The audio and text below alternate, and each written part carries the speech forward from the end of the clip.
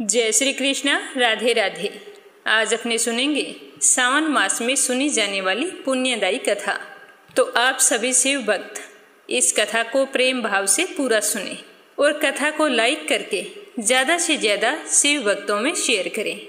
मीरा भक्ति चैनल को सब्सक्राइब करके अपना सहयोग प्रदान करें। शिव परिवार का ध्यान करते हुए प्रेम से बोलो शिव परिवार की जय हो।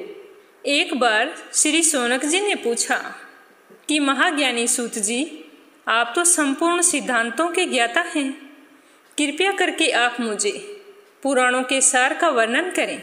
ज्ञान और वैराग्य सहित भक्ति से प्राप्त विवेक की वृद्धि कैसे होती है तथा साधु पुरुष कैसे अपने काम, क्रोध आदि विकारों का निवारण करते हैं। इस कलयुग में सभी जीव आसुरी स्वभाव के हो गए हैं, अतः कृपया करके मुझे ऐसा साधन बताइए जो कल्याणकारी एवं मंगलकारी हो, साथ में पवित्रता लिए हुए हो। हे प्रभु, वह ऐसा साधन हो जिससे मनुष्य की शुद्धि हो जाए और उस निर्मल हृदय वाले पुरुष को सदैव शिव की प्राप्ति हो जाए। तो शौनक जी की बात सुनकर सूत जी कहने लगे कि शौनक जी, आप धन्य हैं, क्योंकि आपके मन में पुराण कथा सुनने के लिए अपार प्रेम और लालसा है। इसीलिए मैं तुम्हें परम उत्तम शास्त्र की कथा सुनाता हूँ। संपूर्ण सिद्धांत से संपन्न, भक्ति को बढ़ाने वाला तथा शिवजी को संतुष्ट करने वाला अमृत के समान दिव्य शास्त्र है शिव पुराण। इसका पूर्व काल में शिवजी ने ही प्रवचन किया था। गुरुदेव व्यास जी ने सनत कुमार मुनि का उपदेश पाकर आदरपूर्वक इस पुराण की रचना की है।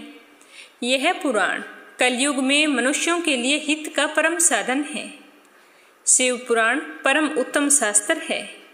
इस पृथ्वी लोक में सभी मनुष्यों को भगवान शिव के विशाल स्वरूप को समझना चाहिए।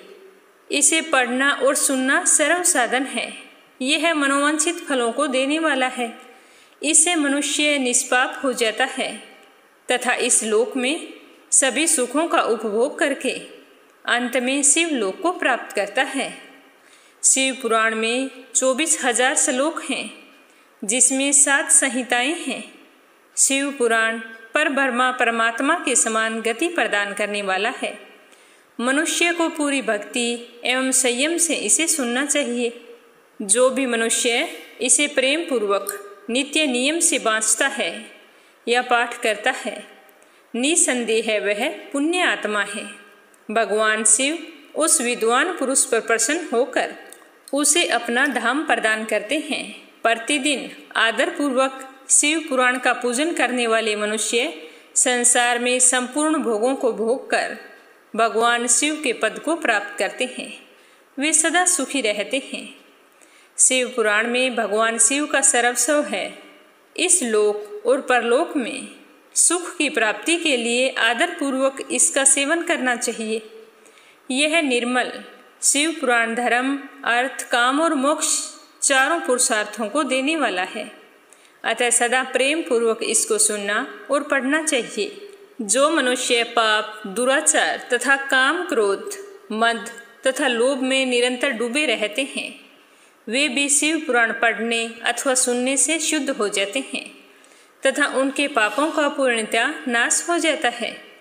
इसके बारे में मैं तुम्हें एक कथा सुनाता हूँ। बहुत समय पहले की बात है कि रातों के नगर में देवराज नाम का एक ब्राह्मण रहता था। वह ज्ञान में दुर्बल, गरीब, रस बेचने वाला तथा वैदिक धर्म से विमुख था। वह संध्या स्नान नहीं करता था। उसमें वेश्यावृत्ति बढ़ती ही जा रही थी। वह भक्तों को ठगता था। उसने अनेक मनुष्यों को मारकर उनका धन हड़प लिया था। उस पापी ने थोड़ा सा भी धन धर्म के काम में नहीं लगाया। वह वेश्यागामी तथा आचार भ्रष्ट था। एक दिन वह घूमता हुआ देवयोग से प्रयाग में जा पहुंचा। वहां उसने एक बहुत बड़ा शिवालय देखा, जहां बहुत सारे साधु महात्मा इकट्ठे हुए थे। तो यह देखकर देवराज को बड़ा ही आश्चर्य हुआ और उसके मन में आया भी मैं भी देखूं कि वहां पर लोग इकट्ठे क्यों हुए हैं। तो वो भी वहीं पर जाकर ठहर गया। उसी रात को उसमें जोरों का बुखार आ गया। उसे बड़ी पीड़ा होने लगी। वहीं पर एक ब्राह्मण देवता शिव पुराण की कथा सुना रहे थे। बुखार में पड़ा देवराज भी ब्राह्मण के मुख से शिव कथा को निरंतर सुन रहा था, क्योंकि उसे नींद तो आ नहीं रही थी और बुखार से असहाय हो गया था, इसीलिए वहां पर पड़ा था। अब रोजाना वहां पर ब्राह्मण के मुख से शिव कथा को निरंतर सुनता रहता था। 1 महीने बाद देवराज अत्यधिक बुखार के कारण मृत्यु को प्राप्त हो गया। यमराज के दूत उसे बांधकर यमपुरी ले गए। तभी वहां शिवलोक से भगवान शिव के पार्षद गण आ गए। वे कर्पूर के समान उज्जवल थे। उनके हाथों में त्रिशूल, संपूर्ण शरीर पर भस्म और गले में रुद्राक्ष की माला उनके शरीर की शोभा बढ़ा रहे थे। उन्होंने यमराज के दूतों को मार पीट कर देवराज को यमदूतों के चंगुल से छुड़ा लिया और अपने अद्भुत विमान में बैठाकर जब कैलाश पर्वत पर ले जाने लगे तो यमपुरी में कोलाहल मच गया, जिसे सुनकर यमराज अपने भवन से बाहर आए। साक्षात रुद्रों के समान प्रतीत होने वाले इन दूतों का धर्मराज ने विधि पूर्वक पूजन करके ज्ञान दृष्टि से सारा मामला जान लिया था। उन्होंने भय के कारण भगवान शिव के दूतों से कुछ नहीं पूछा, क्योंकि उनकी समझ में यह आ गया था कि यह कार्य भगवान शिव जी की इच्छा से हो रहा है। शिवदूतों ने देवराज को कैलाश पर्वत पर पहुंचाया, जहां भगवान शिव ने उसे अपना आशीर्वाद देकर उसका उद्धार किया। भगवान शिव जी की कथा सुनने से चाहे व्यक्ति कितना भी बड़ा पापी क्यों ना हो, वह शुद्ध हो सकता है। जैसे देवराज पापी ब्राह्मण था जो पाप कर्मों में लिप्त था, लेकिन शिव कथा को सुनने से वह अपने पापों से मुक्ति पा गया। भगवान शिव जी की कृपा से ही देवराज का उद्धार हुआ। इसीलिए हर मनुष्य को अपने जीवन में एक बार शिव कथा को अवश्य सुनना चाहिए, ताकि भोले शंकर की कृपा से हमारे सारे पाप ताप नष्ट हों और हमारी आत्मा की शुद्धि हो।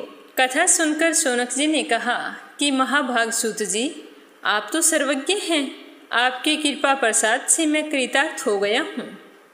आपने जो कथा सुनाई है, इसे सुनकर तो मेरा मन आनंदित हो रहा है। हे सूत जी, ऐसी ही कोई और कथा सुनाइए जो भगवान शिव जी में प्रेम बढ़ाने वाली हो। मेरे मन में सुनने के लिए बड़ी ही जिज्ञासा उत्पन्न हो रही है। तो दूसरी कथा अपनी सुनेंगे कल की वीडियो में। देवराज की कथा सुनकर आपको कैसा लगा, कमेंट करके जरूर बताना। इस कथा को सावन के महीने में नित्य नियम से सुनने से भगवान सदाशिव की विशेष कृपा प्राप्त होती है, जिससे व्यक्ति अपने जीवन के समस्त सुखों का भोग करता हुआ अंत में शिव धाम को जाता है। बोलो शिव गौरी गणेश कार्तिकेय की जय हो।